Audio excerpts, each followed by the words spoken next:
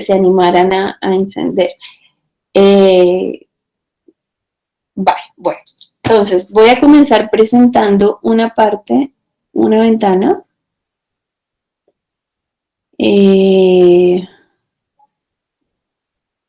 A ver, y ustedes me van a decir si ven esa ventana donde dice Convención de Viena, ¿no? ¿No es cierto? ¿Qué ven? Sí, estamos viendo la presentación. La estoy viendo. Ah, bueno.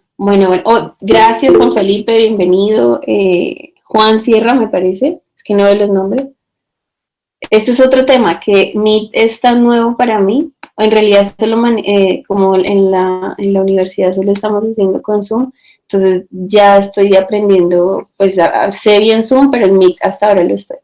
Bueno, básicamente, pues esto es una introducción a la Convención de Viena sobre Compraventa Internacional de Mercaderías de 1980. En adelante me voy a referir a todo ese nombre tan largo como CISC, que es sus siglas en inglés, ¿de acuerdo? También se le conoce como CIM en español, que es CIM, como Convención Internacional de Mercaderías. Así lo utiliza la doctrina, pero yo les diría que la más universal es CISC, que es sus siglas en inglés, ¿de acuerdo? Entonces, de aquí en adelante me voy a referir a la Convención de Viena como CISC. Y verán ustedes por qué dice Principios UNIDROIT sobre contratos comerciales internacionales. Y es que hay una conexión muy importante y muy esencial entre la Convención de Viena y los principios UNIDROIT. ¿De acuerdo? Entonces, pues voy a hablar un poquito sobre unificación del derecho de contratos, por qué se unificaron, qué son los institutos para la unificación del derecho privado, UNIDROIT y CENUDNI, sobre el origen de las CIS, la naturaleza, el ámbito de aplicación y su importancia en Colombia, ¿de acuerdo? No creo que nos dé para más, entonces pues vamos a empezar. ¿Por qué es esto de la armonización del derecho de contratos? ¿Por qué surgen estos textos? La unificación, pues lo primero es que es un modelo transnacional, moderno, como pongo ahí, eficiente y acorde con las necesidades actuales del tráfico económico. Esto de actuales del tráfico económico, pues deberíamos relativizarlo teniendo en cuenta que se hizo en 1980, con lo cual todos estos temas digitales que toca el doctor Germán, que conoce también, pues no se tienen en cuenta en Convención de Viena. Y eso ahí hay, digamos, que hacer es relativizar, ¿no?, con las necesidades del tráfico económico actual, porque no tiene en cuenta ello, ¿no? En esa época, pues no teníamos estas problemáticas. Hay ciertas personas que sí han intentado actualizar lo que es Viena a estos nuevos cuestionamientos digitales. Pero, claro, diríamos, Viena representa una revolución, una auténtica revolución de cómo conocemos nosotros el derecho de obligaciones. Y ya les voy a explicar por qué. En el mundo del derecho continental, del mundo codificado, pero también en el mundo del derecho anglosajón. O sea, esto no es como nuevo para unos y para otros, no, es nuevo para las dos grandes familias del derecho de obligaciones, que es el common law y el civil law, ¿de acuerdo? Por diferenciarlas de esa manera. También se conoce como el derecho continental. Derivado de leyes, principios romano-germanos, ¿de acuerdo? O derivados de la codificación francesa propiamente de nosotros. Entonces, bueno, digamos que es importante entender esta nueva concepción que tiene Viena, que me parece muy revolucionaria, muy diferente a como lo hemos entendido en las dos familias, para luego dar pasos a más cosas. ¿Qué pasa? Lo primero es que no tenemos conciencia de esa armonización y de esa revolución que implicó Viena al adoptarse como tratado, porque es un tratado, o sea, es derecho vinculante, no es derecho soft law, derecho blando, sino es derecho vinculante. Entonces, implicó una verdadera revolución en todos los 93 países, si no estoy mal, hasta ahora que la han ratificado, pero al interior de los países, pues las comunidades, la comunidad jurista, pues no no se ha familiarizado tanto con ello.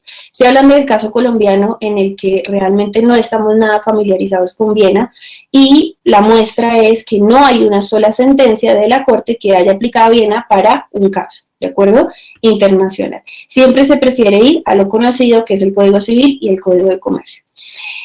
Sus comienzos se dan a principios del siglo XX. Y esto es muy importante, de lo que quería como emocionarlos a ustedes con Viena, y es que Viena no es algo que surge de un día para otro, no es algo que nos sacamos de aquí, ay, mire, estas reglas son como más bonitas, no, es el producto de una evolución histórica, igual que ocurre con el Código Civil. O sea, el Código Civil no es una obra cualquiera, no, es una obra que es un producto de una evolución histórica, de principios que se han ido reformando. No es lo mismo el derecho romano al derecho codificado que tenemos, o sea, eso pasa por siglos y siglos, por la pandectística romana, antes por el ius comune iniciado en Italia, los glosadores, los comentaristas, y entonces todo el ius canonici, el derecho canónico, entonces todo eso va a generar una evolución, y llegamos al Código Civil de Napoleón, y luego viene Andrés Bello, y él interpreta el Código Civil, adopta en su mayoría lo que dice el Código Civil, no todo, pero tenemos un Código Civil que es producto de una evolución histórica, ¿de acuerdo? ¿Qué tiene Viena? Pues Viena no es o sea, al igual que el Código Civil, también es el producto histórico de algo. ¿Que dónde viene y dónde nace? Pues a principios del siglo XX, post Primera Guerra Mundial, post primer ganas de querer armonizar el derecho, ganas de querer hacer paz entre los países, y empiezan ellos por el contrato más típico que hay en la economía, que es el contrato de compraventa, o la ley de compraventa internacional, que era el contrato más típico que hay en la economía, en cualquier economía, no solo internacional, sino también en la economía local. Si uno pusiera unas tablas con cifras, pues veríamos que la compraventa es quizás el contrato más típico, además el más claro de estudiar, y bueno, etcétera, etcétera. Lo tercero que he puesto ahí es la influencia del common law y del civil law. Viena implica, hay un profesor Jansen que dice que es como un cóctel de dos culturas. Él dice cóctel porque como que mezclamos, ¿no? Revolvemos ahí varias cosas, y entonces nos sale un trago. Y Viena es eso. No se sabe si es bueno, si es malo, si es bien, digamos que es eso. Es dos familias que se acercan por primera vez, porque ambas familias tienen un origen histórico en Roma, tanto el common law como el civil law, ¿de acuerdo? Pero a partir del ius comune, en la Edad Media, se separan. Y entonces el anglosajón empieza a ser un derecho consuetudinario, un derecho de precedentes, que ya algo sospecharán ustedes en qué consiste el derecho anglosajón. Es ese derecho que no se codifica como el de nosotros, el de nuestra familia, que es derivado de ese pensamiento napoleónico de codificar para dar seguridad jurídica, y de alguna manera se petrifican las normas ahí. Entonces ahí en el ius comune, por eso se llama common law, hay esa gran división de las dos familias, ¿de acuerdo? Y después de esa gran división, pues viene en lo que respecta a las obligaciones contractuales, pues estos proyectos de armonización del derecho de contratos, que empiezan, pues, como les decía, en el siglo XX. Entonces aquí encontramos un primer acercamiento de dos grandes familias que han evolucionado de manera distinta. Fíjense ustedes que el common law, lo diferente que ha hecho el common law, ha sido, pues claro, al irse refrescando de alguna manera por el sistema de precedentes, pues ha sido más acorde a las necesidades económicas de los últimos tiempos. Entonces, ellos en tema de contratos, que recordemos el derecho de contratos es un contrato meramente económico. Si no tuviéramos el sistema económico que tenemos, pues no podríamos hablar de contratos, o sea, no tendríamos libertad de contratar, etc. Entonces, la base económica, del derecho de contratos está en los sistemas económicos que tenemos. Claro, en ese sentido, el sistema del common law, pues es el que a través del sistema de precedentes, pues se ha ido acomodando más a esas necesidades, y ya vamos para allá de qué en qué ha influenciado el derecho anglosajón. Porque que el derecho anglosajón sea así no quiere decir que entonces todo lo del derecho continental sea malo y entonces que nos hayan metido un derecho anglosajón a través de la Convención de Viena a nuestros países de derecho continental. Nosotros también, las familias de derecho continental, aportamos ciertas figuras a esta armonización del derecho de contratos.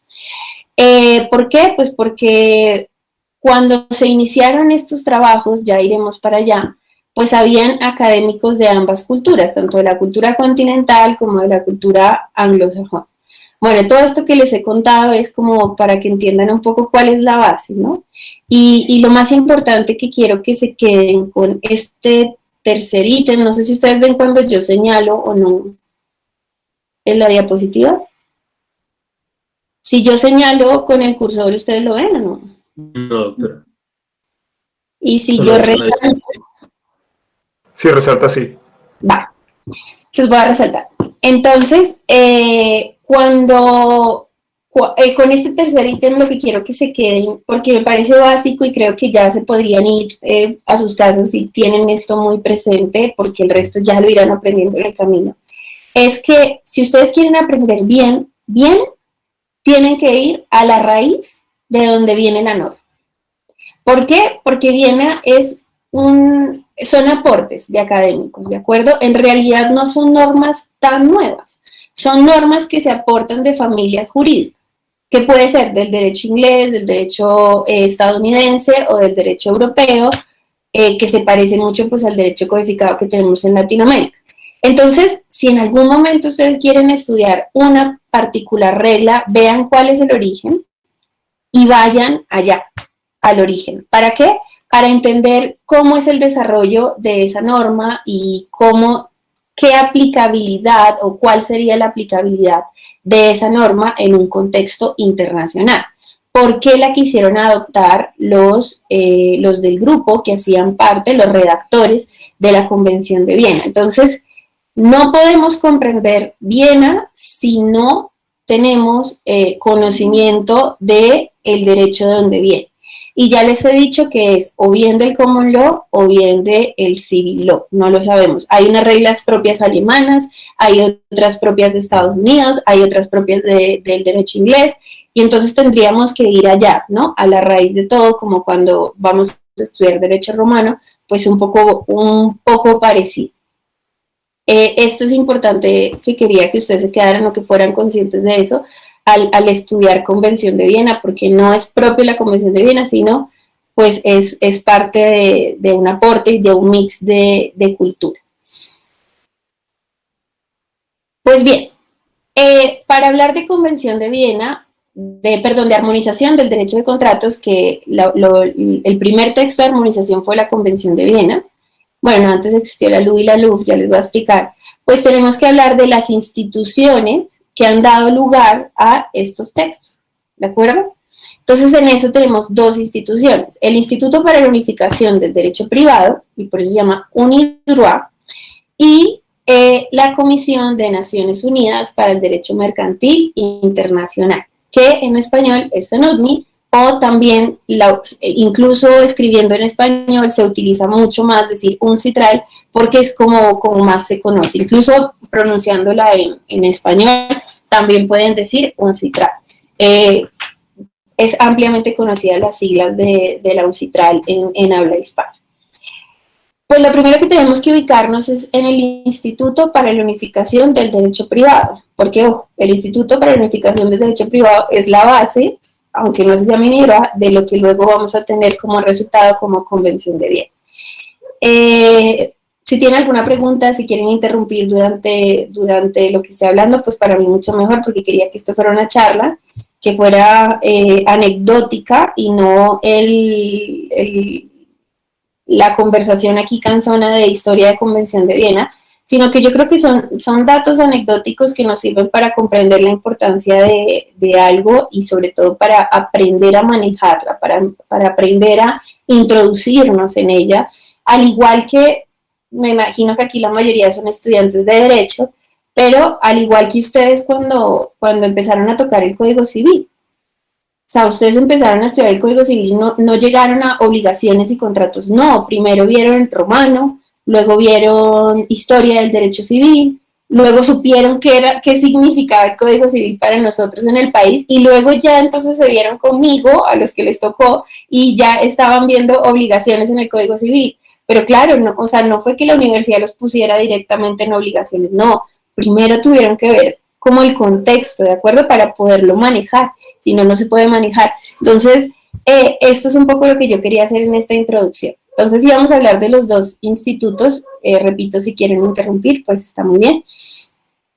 El primero es el Instituto UNIDROIT, es una organización intergubernamental que nace en 1926, en la Liga de las Naciones. Esto tiene un parón, cuando empieza la Segunda Guerra Mundial, pues tiene un parón y luego se restablece al finalizar la Segunda Guerra Mundial en 1949. Su sede es en Roma, siempre repito lo mismo, si quieren ir a estudiar, si quieren ir a estar 5 días en el Instituto UNIDROIT, vayan, por favor, allá es gratis, lo reciben con los brazos abiertos, es maravilloso ir a la biblioteca de UNIDROIT en la vía Panisperra en Roma, obviamente les tocaría pagarse y costearse su viaje a Roma, pero bueno, qué chévere porque todo eso se lo certifican y pueden estar en su hoja de vida.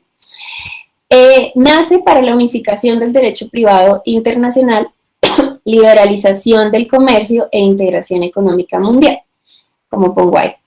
Miembros, hay 63 miembros de diversas culturas jurídicas, aquí he puesto mal el número, es la Ley 32 de 1992, la que incluye a Colombia, y es el instituto que da origen a los principios UNIDROIT, pero en el año 93, si no me falla, no, en el año 94, son la primera versión de los principios UNIDROIT. O sea que esto, hasta ahora estamos en que es un instituto que se dedica a la armonización del derecho privado, unificación del derecho privado, liberalización del comercio e integración económica mundial. Fíjense que detrás de la integración económica, o eso que llamábamos globalización, están las normas, está la armonización de las propias normas. Entonces eso es importante. La Comisión de Naciones Unidas para el Derecho Mercantil Internacional lo crea la ONU por iniciativa de Hungría con los anteproyectos de la Haya del 64. Esta comisión nace en el 66, vámonos más o menos en el tiempo, fíjense que esto es del 26 y lo otro nace en el 66. El propósito es eliminar los obstáculos jurídicos que entorpecen las transacciones comerciales y, ahí abro comillas, armonización y unificación progresiva del derecho mercantil. Muy parecido, pero la gran diferencia es que una es una comisión de la ONU y la otra es una organización intergubernamental, ¿de acuerdo? Entonces, es muy diferente que sea de la ONU, tiene pues mucho más peso. Como les dije a mis estudiantes, pues ustedes saben por qué nace la ONU en general. Alguno de los que está aquí. Ay, es después de la Segunda Guerra Mundial que surge, ¿cierto?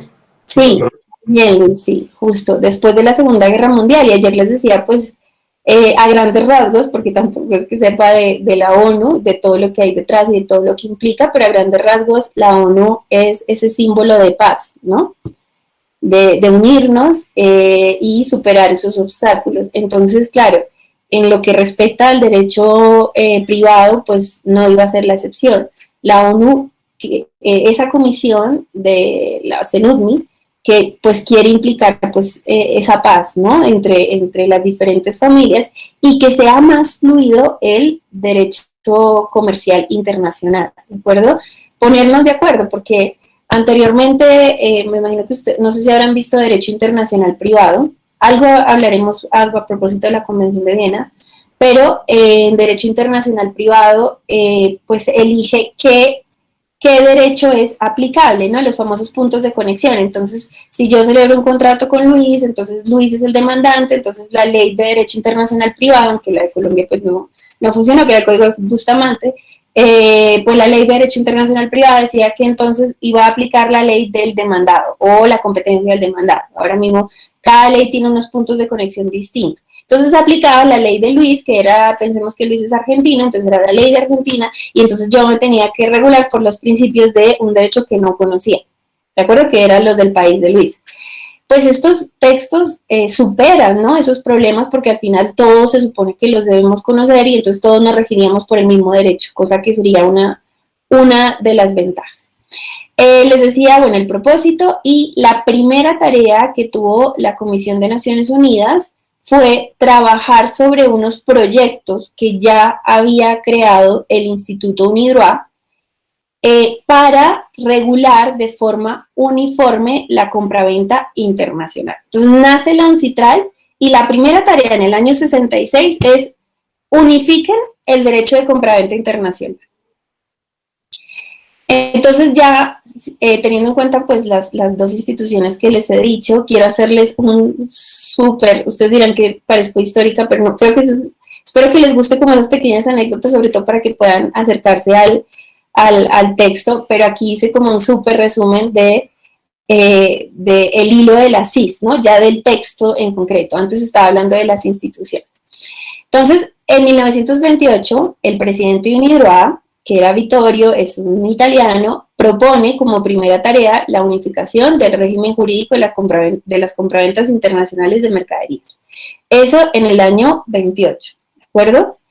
En el año 29, Ernst Rabel, y a mí siempre digo lo mismo, quédense con este nombre, Rabel, porque Rabel es un académico insigne de ese siglo, es uno de los mejores romanistas del mundo y mejores comparatistas también del mundo, es un alemán, y además yo diría que es el padre dogmático de la armonización del derecho de obligaciones y contratos. Entonces, ir a Rabel siempre es bueno para también entender estos textos como CIS, UNCITRAL, etcétera, etcétera. Entonces Rabel tenía un semillero de investigación, al igual que este, que ojalá salieran cosas tan grandes de los semilleros, y Rabel reúne a todo su equipo de estudiantes de Derecho y les dice, mire, vamos a encargarse usted, por ejemplo, de cuál es el sistema en Alemania, cuáles son los principios, hacen unas cuestiones de cómo se regula el error en Alemania, cómo se regula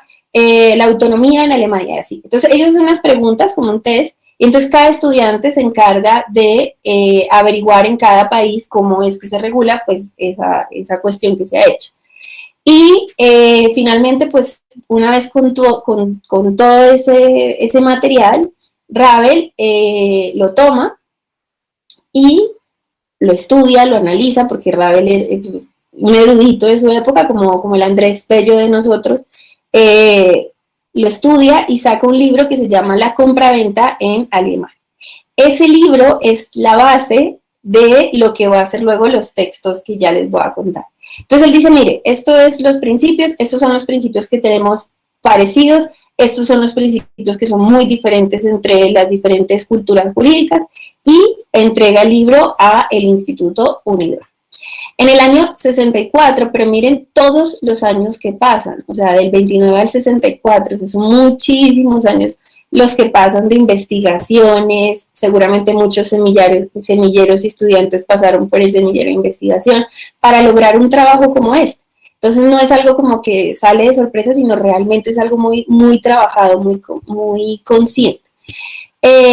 A partir del trabajo de Rabel empiezan a reunirse representantes de diferentes países, pero fueron muy pocos países. De hecho, por lo que recuerdo, esto no está aquí en la exposición, Estados Unidos estaba en guerra y no estuvo muy participativo de estos primeros debates que se hicieron del 29 al 64 para lo que son las leyes uniformes de la Haya. Sí que estuvo muy presente Inglaterra, y entonces hay muchos principios ingleses que están en las leyes uniformes de la Haya. Y entonces en el 64, a partir del trabajo de Rabel, se cristalizan los proyectos de leyes uniformes de la Haya. Son dos proyectos de leyes uniformes de la Haya, y digamos que esos son los antecedentes más cercanos de la Convención de Viena sobre compraventa internacional de mercadería, que es la Ley Uniforme para la Formación del Contrato y la ley de compraventa internacional, es decir, la LUF y la LUI como se conocen en la doctrina. Todo esto, fíjense ustedes, ocurre en el Instituto UNIDROIT. La ley, la LUF y la LUBI son proyectos académicos del Instituto UNIDROIT. En el 66, como les dije, se crea la CENUDMI. Y la primera reunión de CENUDMI en el 69 se reúne en Ginebra, empiezan las labores de conseguir una ley uniforme para la compraventa internacional sobre los textos de la LUBI y la LUF, es decir, los textos UNIDROIT. Y aquí va como todo el sentido de por qué me gusta explicar Convención de Viena y UNIDROIT, porque es que es como un matrimonio.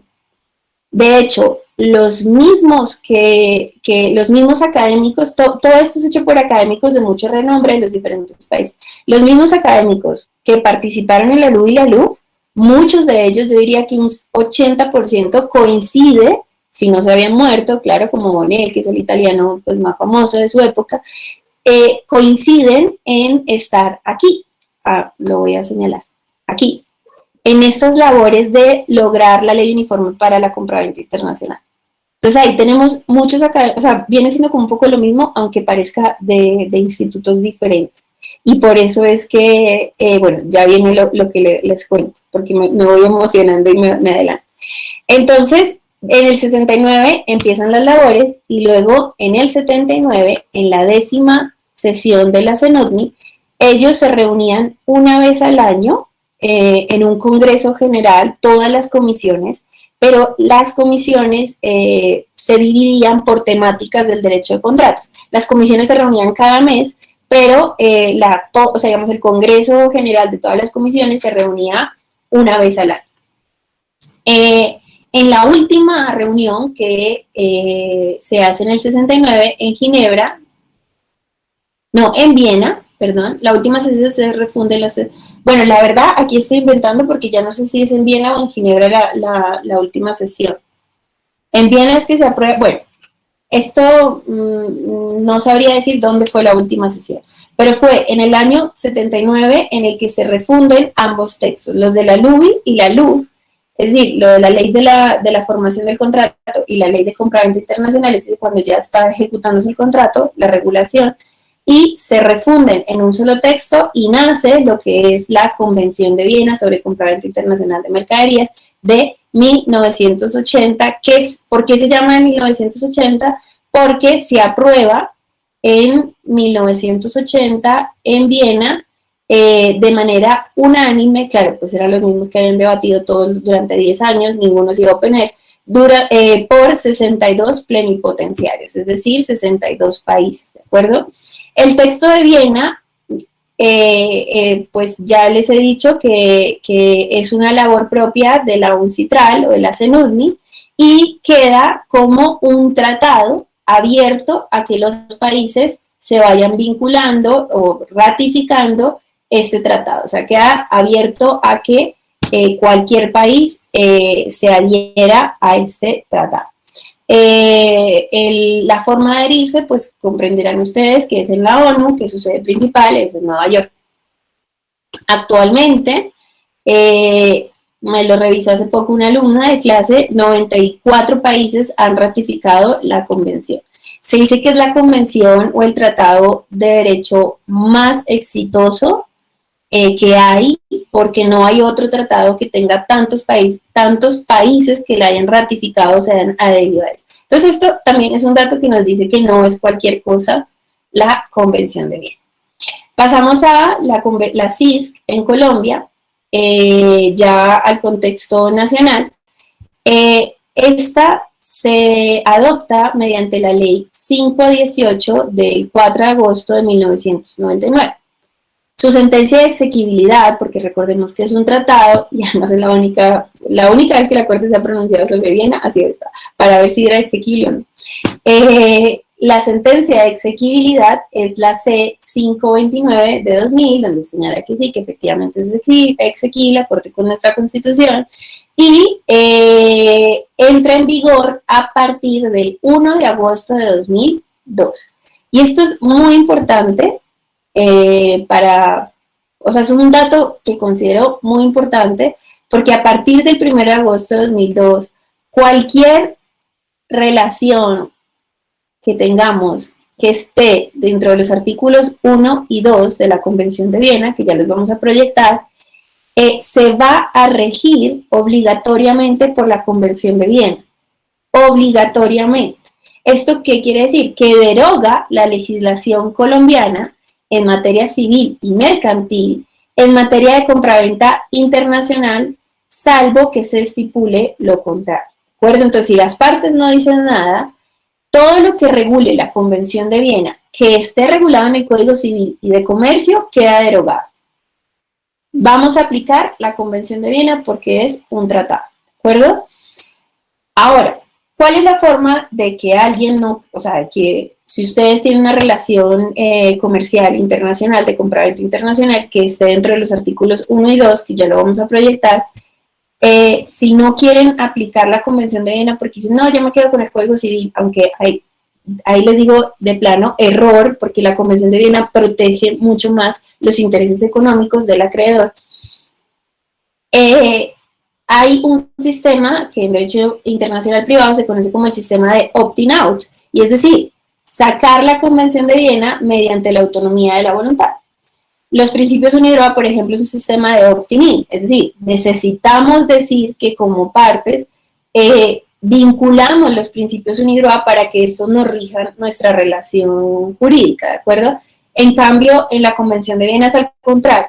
Tenemos que decir que no queremos regularnos por la Convención de Viena para que no nos regule. Si no decimos nada, sí va a regular a cualquiera de los, bueno, si estamos dentro de los artículos 1 y 2. Entonces, voy a proyectar el artículo 1 y 2. ¿Ustedes lo ven aquí?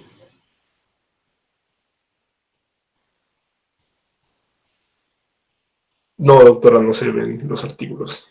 ¿Solo la presentación? Sí, exactamente. Vale, entonces espérame un segundo. Voy a dejar de presentar.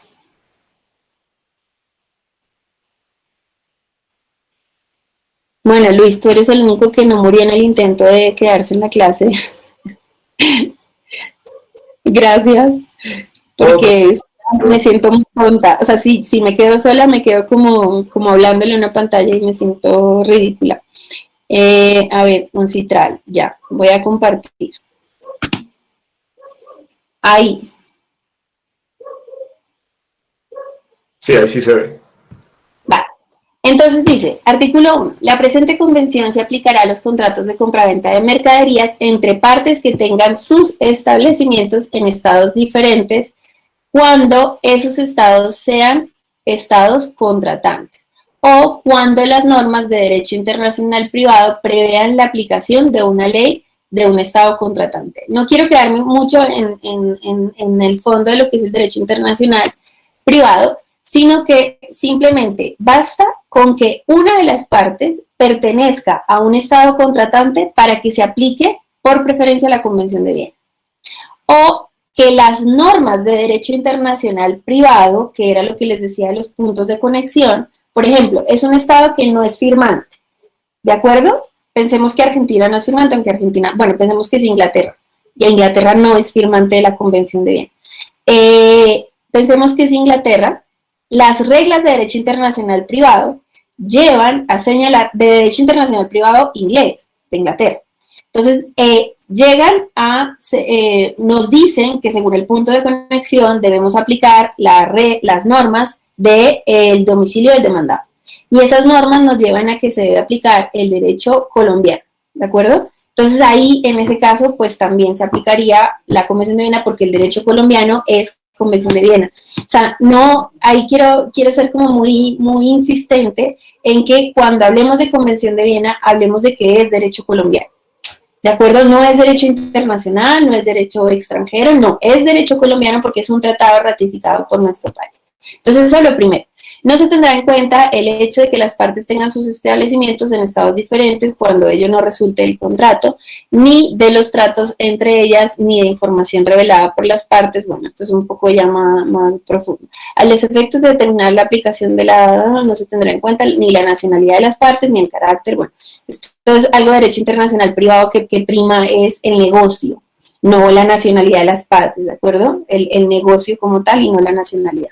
O sea, yo puedo tener una nacionalidad china, pero vivo en Colombia y ejerzo mi actividad comercial en Colombia. Entonces, eso es lo que va a importar. Y el segundo artículo, digamos que aquí es sobre los estados firmantes de normas de derecho internacional. El segundo artículo nos dice, la presente convención no se aplicará a las compraventas, entonces se aplica a todas las compraventas, pero no se aplicará a las compraventas de mercaderías compradas para uso personal, familiar o doméstico, salvo que el vendedor en cualquier momento antes de la celebración del contrato o en el momento de su celebración no hubiera tenido ni debiera haber tenido conocimiento de las mercaderías que se compraban para ese uso. En subastas tampoco se aplica la Convención de Viena.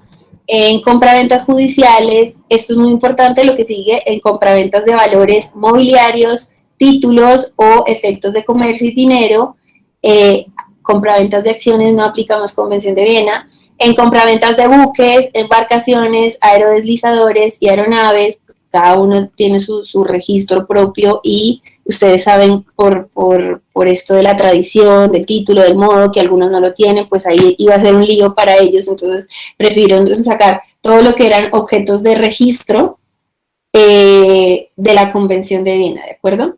Y de electricidad. Bueno, entonces hasta aquí sería el ámbito de aplicación. Dejar de presentar. Doctora, y se me permite preguntar una cosa. Cuéntame. El problema con este que hubo en el canal del Suez, ¿qué implicaciones puede tener visto desde este ámbito de la Convención de Viena? Esa es una pregunta muy interesante porque primero el canal de Suez pues tenía muchas mercaderías, ¿de acuerdo?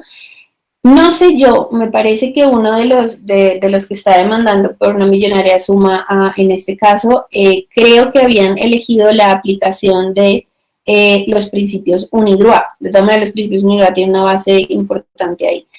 Pero, sin duda, ¿qué implicaciones es tu pregunta? ¿Tiene la Convención de Viena? Yo te diría, a ver, depende. Depende de quién haya celebrado el negocio, ¿de acuerdo? Si es un país firmante, si no, si era una compraventa, si era un contrato de suministro. ¿Sí me entiendes? Entonces, depende las partes, ¿no? Porque hay muchas partes involucradas en esto que pasó. Pero digamos, hay unas reglas, dime.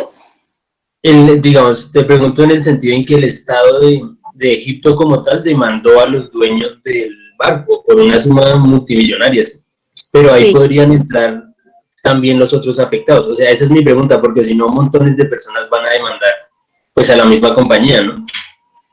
Claro, pues es que mira, el Estado de Egipto lo demandó, eso está bien, pero todo el que tuviese un interés económico en el transporte de esas mercancías puede demandarlo, eso sin lugar a duda. O sea, cualquier persona puede ser jurídica, natural o un Estado que tenga un interés económico en el transporte de esas mercaderías, puede demandar.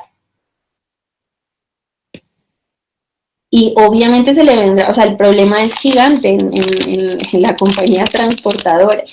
Pero aquí yo te diría, esto es como todos los casos, ¿no? Complejos, tiene muchas aristas. O sea, tiene una arista que es entre el comprador y el vendedor, que es digamos, donde aplicaríamos Convención de Viena. Pero otra arista muy distinta es las obligaciones del transportador, ¿vale? Que ahí no estaríamos en compraventa, sino en transporte, en Incoterms, en qué momento se transmite el riesgo, en cuál es el contrato de transporte. Entonces, ahí tienes otros instrumentos a aplicar. Pero Convención de Viena, entonces lo aplicarías para la relación comprador-vendedor. Es decir, los que no estaban involucrados, digamos, en el transporte.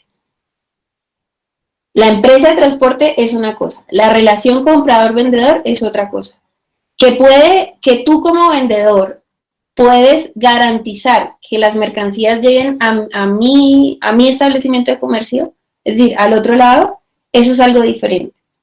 Porque entonces ya tú te entiendes con el transportador y a mí me respondes, porque tú me garantizaste eso. Pero puede ser que tú el riesgo lo hayas transmitido en el momento que embarcaste las mercancías al barco. Entonces ahí ya yo me entiendo con ellos y tú no tienes nada que ver porque total del riesgo ya te deshiciste. ¿De acuerdo? Del riesgo de esa demora que hubo en las mercancías. Eso es importante, ¿de acuerdo? Entonces, convención de bienes, digamos que trataría de lo que es el contrato de compra-venta, no el de transporte. En el de transporte pueden existir contratos a los que les sean aplicados principios UNIDROIT, ¿de acuerdo? O no, o instrumentos propios del transporte, como los Incoterms, ¿vale? Pero entonces eso ya toca ver, yo realmente desconozco en ese caso en concreto cuántas relaciones jurídicas hay, cuántos contratos estaban ahí, digamos, pendiendo de lo que pasara en ese transporte. Deben ser miles, porque el buque llevaba 20.000 y tantos de estos. Exacto. Entonces deben ser miles de relaciones contractuales. Deben ser miles, exacto. Es un caso muy, muy chévere, muy interesante para uno ponerse a estudiar. La última cuestión que hago es, solo importa en lo que respecta a la compraventa internacional. Una vez hemos visto que aplica en el ámbito 1, en el ámbito 2, pues ya hemos visto que parece que solo tiene una aplicación, digamos, de derecho vinculante en lo que respecta a la compraventa internacional, ¿de acuerdo? Pero la pregunta es, ¿solo importa para ello? Y me adelanto a la respuesta, es un no, porque la Convención de Viena no se ha quedado ahí, en las compraventas internacionales. La compraventa internacional ha sido una revolución también para los derechos locales. El que se penetraran principios de culturas ajenas, en nuestro caso, la del derecho anglosajón, porque en el caso de los anglosajones es la de nuestro derecho, el derecho continental, implicó un replanteamiento de los académicos e incluso de la misma doctrina y de las mismas cortes en los diferentes países. Entonces, la Convención de Viena también ha servido como instrumento de interpretación de nuestras propias normas. Incluso ha dado lugar a reformas. Es increíble. O sea, el movimiento armonizador del derecho de contratos ha dado lugar a reformas como el Código de Napoleón de 1804. El Código de Napoleón de 1804, en materia de obligaciones y contratos, se reformó totalmente en aras de este movimiento armonizador del derecho de contratos que empieza en Viena en 2016.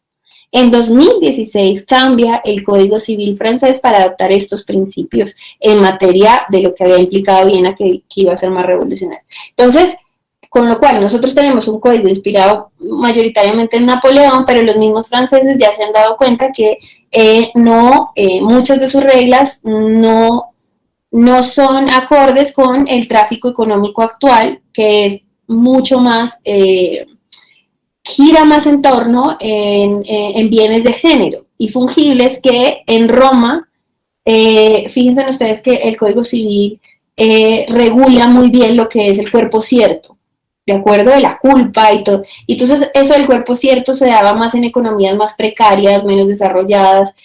En cambio el género, sí, tenemos una que otra regla ahí, pero no tenemos todo un desarrollo de responsabilidad alrededor del contrato. Tanto es así que en el derecho continental no se trata el incumplimiento de manera sistemática. A los que no han visto clase conmigo, pues no sé si ahora mismo caerán en cuenta que nunca vieron incumplimiento de manera sistemática, porque el mismo Savigny fue el que organizó el Código Civil tal y como lo conocemos ahora, en los libros como los conocemos ahora, y es la forma como en las facultades del derecho continental, de los países continentales, se enseña el derecho. Y eso pues atiende a que seguimos, ¿no? con ese rezago que tenemos francés, que no está mal, para nada mal, está muy bien, de hecho a mí me gusta muchísimo, pero siempre hay que tener un pensamiento crítico y decir, bueno, ¿y el incumplimiento dónde está? Y el incumplimiento sí está, no es que no esté, sí está, o sea, seguramente ustedes sí saben de incumplimiento, pero lo tienen muy disperso, ¿de acuerdo? Porque en el Código Civil está de forma dispersa, tratado el incumplimiento. El proyecto de reforma de la Universidad Nacional de Colombia, la alma mater del doctor Germán Flores, ellos hace muy poco, menos de un año, sacaron una propuesta de reforma de Código Civil en la que intentan juntar las obligaciones mercantiles y civiles, ¿de acuerdo? ¿Por qué? Porque aquí en la armonización ustedes se han dado cuenta que en ningún momento ha dicho civil, mercantil, no es derecho económico, derecho patrimonial, deberíamos hablar de contratos en general.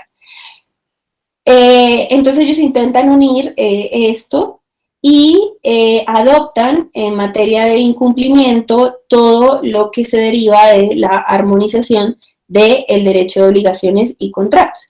¿Qué quiere decir con ello? Que ellos por primera vez proponen en Colombia adoptar un concepto único de incumplimiento del que se deriven los diferentes medios de tutela o remedios, como llama la propuesta, pero remedios es una palabra que utilizan en la Convención de Viena por la palabra remedy del derecho anglosajón, pero que no es familiar a nuestra cultura jurídica. Entonces muchos doctrinantes, yo utilizo remedio, pero muchos doctrinantes colombianos prefieren decir medios de tutela del acreedor porque es importante hablar en un lenguaje jurídico que no sea familiar. Pero los de la Universidad Nacional decidieron adoptar la palabra remedio, yo feliz porque es la que yo utilizo, pero eso ha sido muy criticado, ¿no? Las palabras, las formas como, pero probablemente o no, se ve muy, muy claro la influencia del derecho armonizador en la propuesta, ¿de acuerdo? Entonces ahí ya tenemos un primer paso, ¿no? De la doctrina colombiana a estos textos de armonización del derecho de contratos. Yo no sé si tengan más preguntas o algo así, de todas maneras ya se me dio un poco el tiempo, espero que haya sido amena. Acá les estoy proyectando el contenido de la CIS, qué es lo que tiene. Entrar a hablar de la CIS en profundidad, pues créanme que es un año de curso por ahí. Tuvo mucha influencia el derecho estadounidense, en concreto Honnold y Farnsworth, que son doctrinantes pues muy cracks de Estados Unidos, como los más referentes. Ellos estuvieron en las comisiones y además, no sé por qué, pero cuando uno va a los archivos y ve los debates que tenían en Medrado, se da cuenta que lo que decía Farnsworth, era palabra de Dios, y entonces todo el mundo, ay, sí, vale, está bien, y entonces votaban porque sí a lo que había dicho Farnsworth. A mí me pareció muy divertido ver, todos esos debates estaban registrados. Y entonces, claro, muchas reglas estadounidenses las vemos en Convención de Viena. Por ejemplo, las reglas de indemnización de daños son muy anglosajonas, muy anglosajonas. ¿Por qué? Porque en el derecho anglosajón todos son daños. Ellos no tienen normalizada la pretensión de cumplimiento. De hecho, la pretensión de cumplimiento es algo excepcional. Ellos tienen la obligación primaria, que es cumplir, y si tú me incumples, pues daños y hasta ahí se acabó. Pero si tú quieres pretensión de cumplimiento, tienes que ir a un juez por sus temas históricos, ¿no? Y en Roma era así, en Roma tampoco había pretensión de cumplimiento. Entonces, digamos que ellos al ser todo daños, para resumir rápidamente, pues ellos desarrollan mucho la institución de la indemnización, cosa que aquí no tenemos. Entonces, los métodos de cálculo del daño, el fin de protección del contrato para ver cómo vamos a delimitar el daño, la mitigación del daño, bueno, todos esos temas vienen del derecho anglosajón, porque ellos son los que la tenían desarrollado. Ahora, ¿qué tienen del derecho continental? Tenemos la pretensión de cumplimiento, que ha implicado que los anglosajones se tengan que poner a estudiar qué es eso de la pretensión de cumplimiento como derecho del deudor, si ellos dicen que el deudor no tiene derecho. Pero aquí sí, aquí damos la oportunidad de cumplir. De hecho, es un requisito dar la oportunidad de cumplir al deudor. Adoptaron el derecho continental la rebaja de precio, algo que explota la cabeza de cualquier anglosajón, porque dice, ¿qué es eso de rebaja de precio? No lo entiendo, ¿cómo así que vamos a rebajar la prestación? Eso es teoría de imprevisión, y no es teoría de imprevisión. Entonces, ellos les explota la cabeza, pero han tenido que estudiar que es una rebaja de precio que viene de nuestro régimen especial de la compraventa en el Código Civil.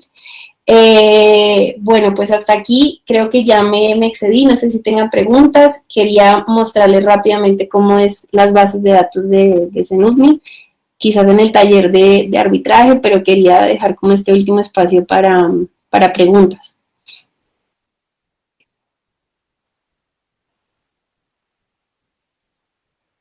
Doctor, una pregunta pequeña. Cuando usted se refiere a remedios, ¿los remedios son los mismos derechos auxiliares que tiene el acreedor? ¿A qué llamas derechos auxiliares?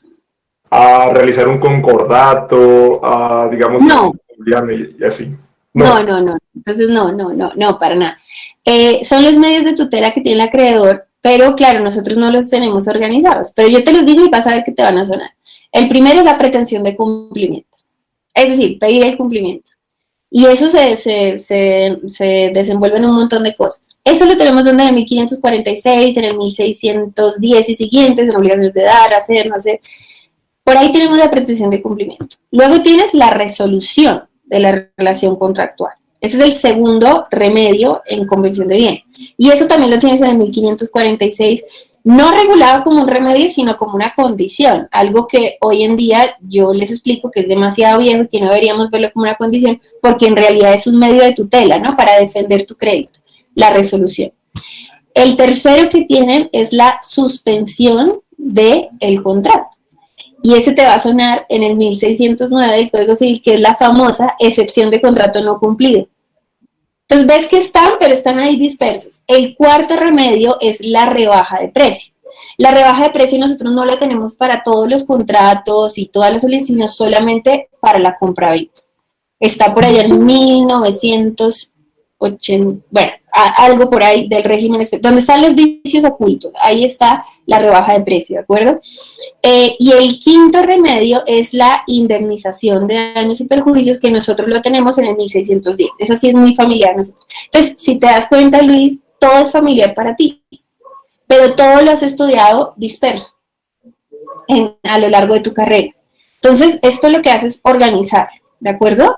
Y que los remedios, todo esto parte de algo muy importante que olvidé decirles, y es el incumplimiento. O sea, no les habla de formación de contrato, no les habla de transmisión de riesgo, todo eso tiene Viena, aquí lo pongo.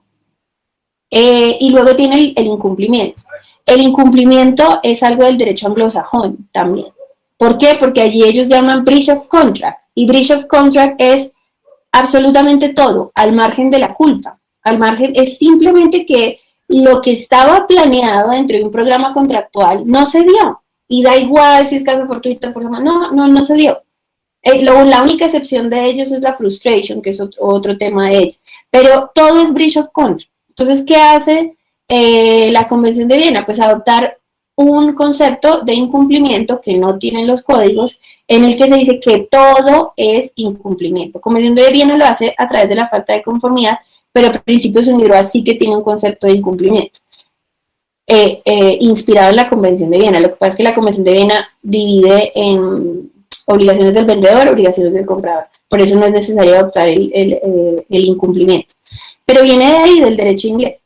Entonces, cuando tú estás en el escenario de incumplimiento, en Viena, que es todo, o sea, si te falló una tuerca, eso es incumplimiento. Te hicieron toda la casa, la puerta, todo bonito, pero una tuerca falló, eso es incumplimiento. Y entonces ahí te dirían, pero ¿cómo así que es incumplimiento? Si fue una tuerca, claro que es incumplimiento. Pero ¿y qué hacen los remedios del incumplimiento? Por eso ellos llaman remedy, que es como remediar una situación. Aunque sea pequeña, la remediamos. Entonces los remedios van a distribuir los riesgos del incumplimiento entre las partes. Entonces ya vemos, ¿quién tuvo la culpa de la tuerca?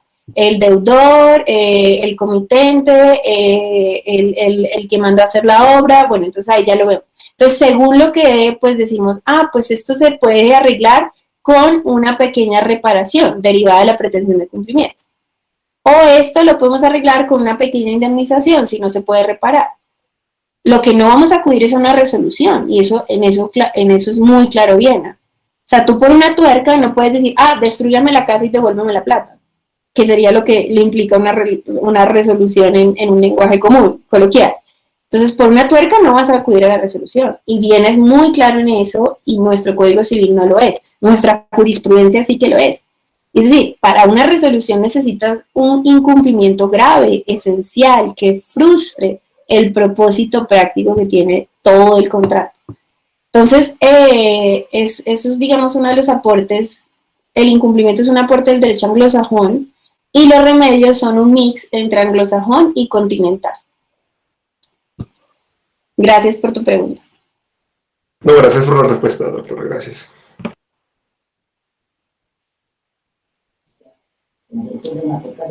Bueno, doctor Germán. Yo tengo una duda. Cuéntame. ¿Cuál, digamos que tú cómo ves la inserción del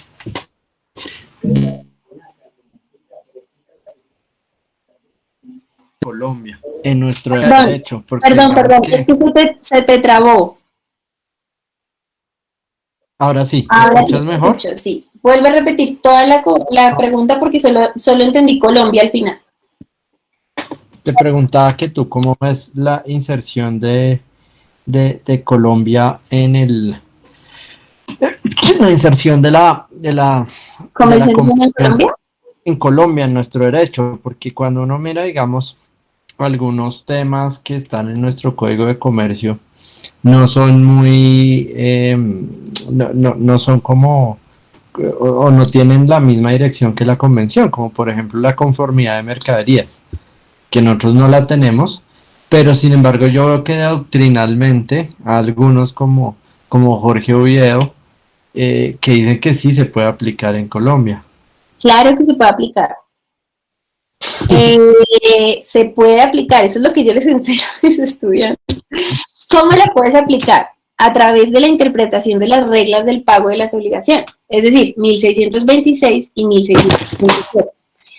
¿Qué dice? Toda obligación debe cumplirse al tenor de lo que en ella está. También la puedes interpretar a través de la indemnización de daños y perjuicios, como en el 1610 te dice que todo acreedor tiene derecho a la indemnización de daños y perjuicios. Estoy aquí hablando de memoria, de pronto lo hice de otra manera, pero lo importante es que dice que se debe daños cualquiera que ejecute su prestación, sea por la inejecución de la prestación, sea por la ejecución imperfecta, que ahí tenemos la falta de conformidad, o por el retardo. Entonces, eso es de lo que habla Jorge Oviedo, porque él justamente su tesis doctoral fue sobre los vicios redivitorios y cómo todo lo que es las acciones edilicias están siendo absorbidas por lo que tú muy bien dices que es la falta de conformidad. ¿Por qué? ¿Y qué es lo importante? Mira que el régimen especial de la compraventa, que habla de falta de conformidad, que habla de vicios ocultos, que sería, digamos, lo más parecido a la falta de conformidad, aunque no es lo mismo, nos dice, si usted encuentra un vicio oculto, usted tiene derecho a la rescisión o a la rebaja de precio. Y si hay culpa, le damos indemnización de daños y perjuicios. O si esa culpa se la podemos adjudicar a sus calidades de comerciante. Pero, ¿qué te dice la falta de conformidad? Lo que le explicaba Luis, es todo es incumplimiento. Por ende, todos los remedios están a disposición tuya que has tenido una falta de conformidad. Ahora, entonces tú dices, entonces puedo reclamar la resolución o la pretensión de cumplimiento. No. Cada remedio tiene como un dosificador, ¿de acuerdo? Que lo que va a hacer es que se gestione de manera razonable esa reparación o ese remedio hacia tu interés contractual y el riesgo sea repartido de manera, digamos, conforme al contrato. Entonces, un ejemplo rápido, una falta de conformidad de este botilito de agua, ¿de acuerdo? El botilito de agua pues cumple con las características y todo lo que ves, pero resulta que por la condición que tiene el termo, no me permite tener agua, sino que solo me permite tener jugos densos, ¿no? Estoy inventando. Ahí sería un vicio, ¿no? En la compraventa que tenemos aquí, en lo que es las acciones edilicias. Entonces, tú dirías, no, pues, o una rescisión, que ya tiene un contenido sancionatorio, o una rebaja de precio, ¿de acuerdo? Pero aquí lo que yo te diría es, ¿por qué no acudir? A ver, lo primero es, yo compré el botilito para agua, no la compré para jugos. Y si bien me entregaron el botilito, tenía un defecto que no me permitía tener agua. Y lo de tener agua es mi propósito práctico, ¿de acuerdo? Entonces, a través de esa lógica del propósito práctico que tiene el contrato, entonces yo podría acudir a una resolución. E incluso algo que no tiene las acciones edilicias es la propia pretensión de cumplimiento, que sí que la tenemos en la ley de consumidor. Y es decir, oiga señor, sustitúyame el botilito y deme uno que cumpla con mi propósito. Eso sería una pretensión de cumplimiento a través de la sustitución. O repáreme, aunque no creo que en el botilito sirva lo de la reparación de la cosa, pero sí sustitúyamelo por uno que cumpla con ese propósito. Entonces, ¿sí me entiendes? Según el caso, determinas cuál es el remedio más razonable para cumplir con tu propósito contractual. Y adicional a ello, pueden, los remedios se pueden juntar, ¿no? O sea, se puede ejercitar de manera autónoma, porque cada uno tiene su propia dosificador, llamo yo, pero aunque eso no es muy técnico, pero también los puedes juntar. Entonces, digamos, a la vez que reclamo la sustitución, y eso también lo dice el Código Civil en 1546, puedo juntar una indemnización de daños y perjuicios que me haya causado en el tiempo que no obtuve la prestación como yo quería que la tuviera. Pero la indemnización pues tiene un dosificador que es la culpa, ¿de acuerdo? Y eso es muy importante, porque en los regímenes que hay en el Código de Comercio y en el Código Civil, si no fue con culpa del señor, parece que no puedes reclamar porque no hay el concepto de incumplimiento neutro. Se ha mezclado mucho la culpa con el incumplimiento cuando la culpa solo debe tener una función en la indemnización de daños y perjuicios. Entonces, ¿cómo la veo yo? Pues yo creo que sí, que de hecho mira que yo no soy muy amiga de las reformas, para nada. De hecho, creo que la reforma francesa y la alemana, que fue en 2002, llegó después de que la comunidad de juristas tenía muy integrados los principios de Viena, lo que tú decías de la falta de conformidad, y ya lo estaban aplicando los jueces franceses y alemanes. Entonces ya los abogados estaban familiarizados con ello. Ahora mismo, pensar en una reforma me parece que podría ser un poco complejo, porque fíjate que estos temas no han sido muy familiarizados, digamos, o socializados en las escuelas de derecho. Tú ves Convención de Viena como allá, contratos internacionales, pero nunca la ves como una herramienta de interpretación de nuestro propio derecho. Entonces, yo creo que deberíamos es más bien familiarizar, socializar, hacer demandas, que los jueces vieran, ay, mira, está utilizando la Convención de Viena para interpretar lo que tú dices de los vicios ocultos a través de la falta de conformidad, a través de las reglas del pago de las obligaciones, y entonces un juez dicta una sentencia en eso, ¿no? Interpretando estas reglas y así. Y ahí yo creo que ya más maduramente, madura me refiero a todos, o sea, que todos maduráramos como estas ideas nuevas, porque aunque ya no son tan nuevas porque son del 80, ahí sí yo creo que pues estaríamos listos para una reforma y que no se viniera todo el mundo ahí de ¿qué es esto? Como se le han venido a la Universidad Nacional, ¿no? Que se le han ido todos en masa, y es precisamente por eso, ¿no? Porque es como nos traes algo nuevo acá y entonces lo vamos a aceptar, no lo vamos a aceptar. Entonces yo creo que los cambios más en el derecho continental, que somos culturas de códigos, deben ser como poco a poco y deben empezar aquí, en la escuela de derecho, justamente, en las escuelas de derecho. No sé si te salió la duda o no, o te quedó. No, es interesante. Es que todo lo que tú señalas es aplicable en diferentes casos. Yo acabo de salir de un arbitraje internacional, no era nacional, pero era grande, y precisamente me intentaron aplicar Convención de Viena, y yo logré convencer a los árbitros de que la Convención de Viena era aplicable de una manera excepcional y para casos concretos, y que la teoría que se aplicaba no era la falta de conformidad, sino la de vicios revitorios. Claro, eso me servía a mí para pedir luego la prescripción, porque Claro. si me aplicaban Convención de Viena, a pesar de que no era la norma Se aplicable, aplicaba en el régimen general. si me aplicaba Algo así. falta de conformidad, pues ya ahí yo moría, pero A con ver, yo creo que sin duda, o sea, yo les enseño a mis estudiantes esto, digamos, porque hay que tenerlo en cuenta, porque el argumento que te sacó tu contraparte es bueno. no, es muy bueno. Pero obviamente si uno, Yo lo hubiera pero sacado. si a ti no te beneficia, pues el derecho positivo es este, ¿no? El juego civil. Nosotros no tenemos la Convención de Viena para temas internacionales, pero para derecho local no. No, Y claro, o sea, eso sigue pasando en Estados Unidos, se aplica muchísimo entre estados la Convención de Viena. Es increíble. Y ellos, pues, claro, es un sistema federado que va por precedentes, pero la Convención de Viena es casi, ahorita mismo las relaciones de compraventas entre los diferentes estados se está aplicando pues a través de interpretación. Y porque Estados Unidos es un firmante de la Convención de Viena, pero no para compraventas locales, es decir, dentro de los estados, pero se está utilizando muchísimo. ¿Por qué? Porque hay muchas reglas de la Convención de Viena que están en el Uniform Commercial Code de Estados Unidos. Miren que Estados Unidos sí que tiene un código, esto a los estudiantes que no lo sabían, en derecho comercial.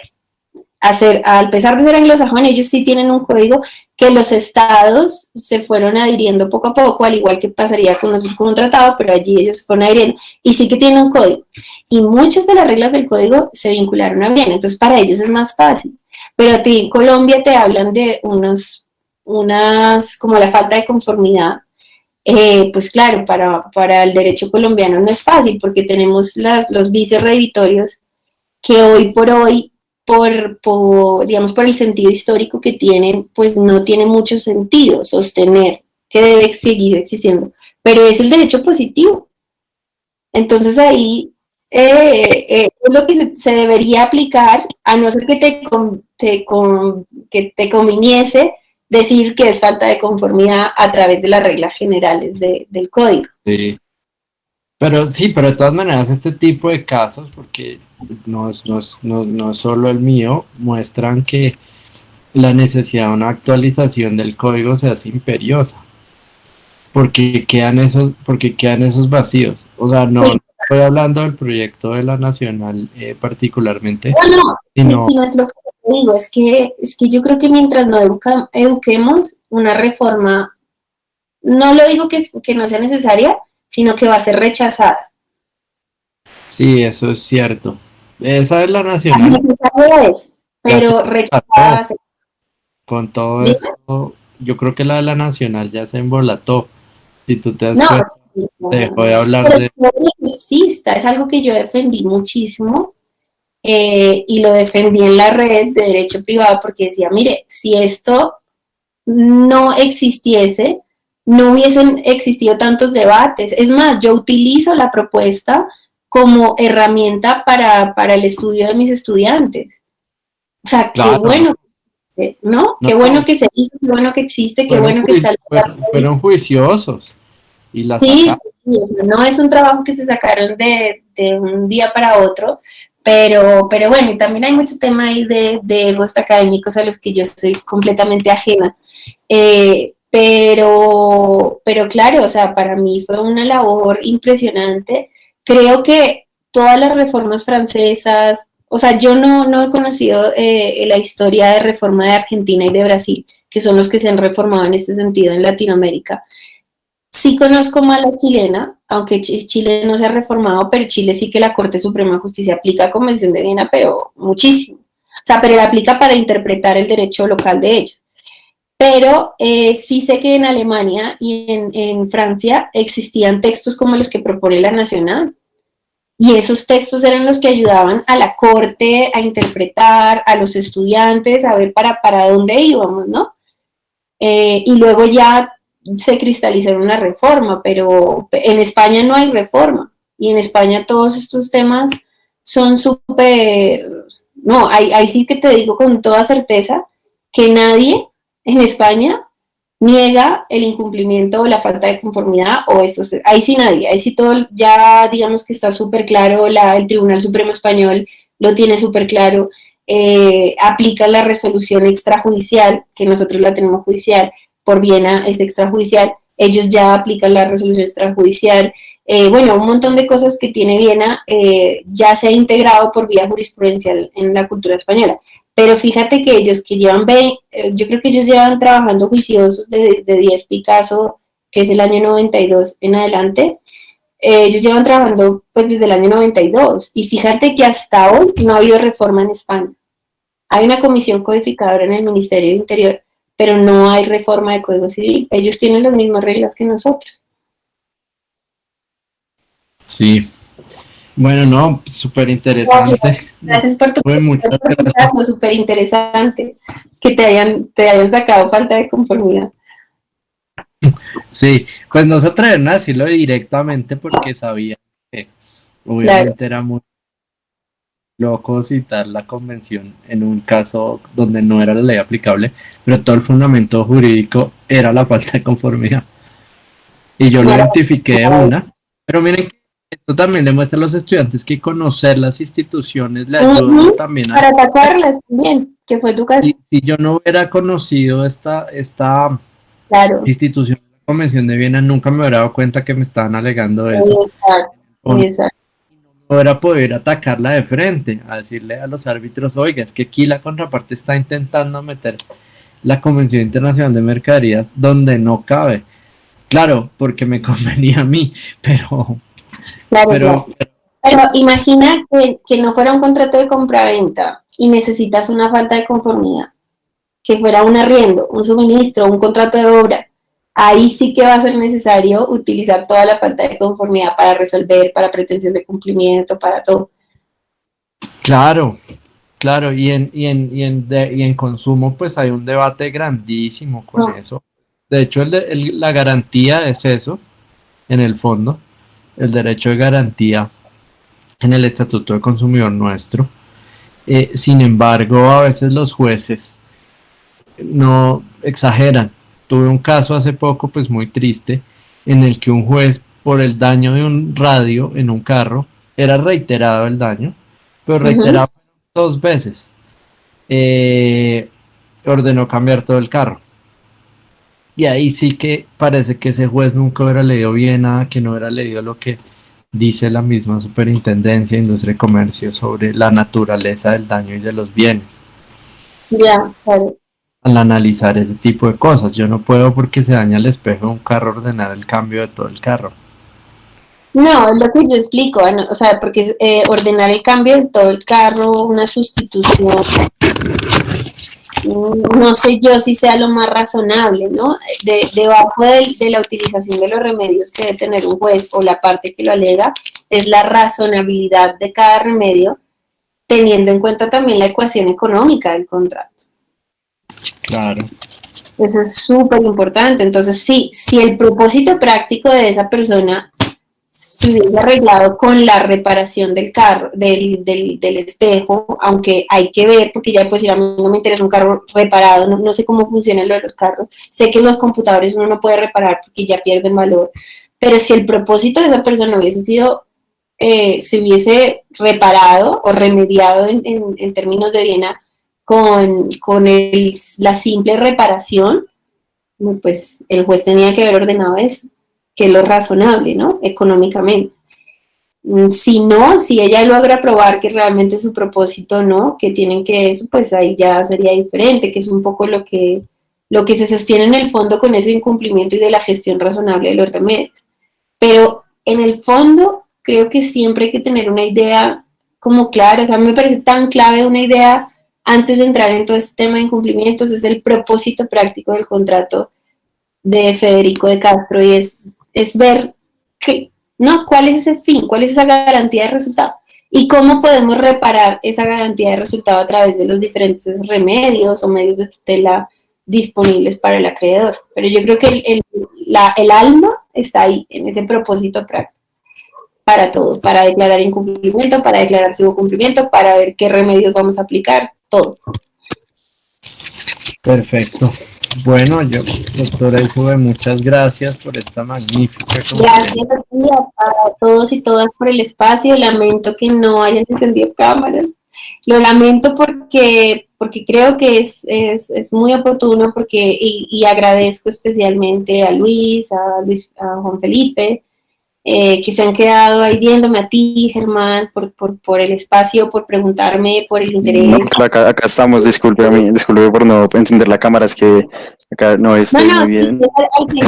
Al que Pero pudiese y que pudo, pero al que no podía, pues sí, no se puede. Pero yo sí, si algún día vamos a tener una charla, les agradecería muchísimo que buscaran un lugar para poderlos ver y ver que están ahí.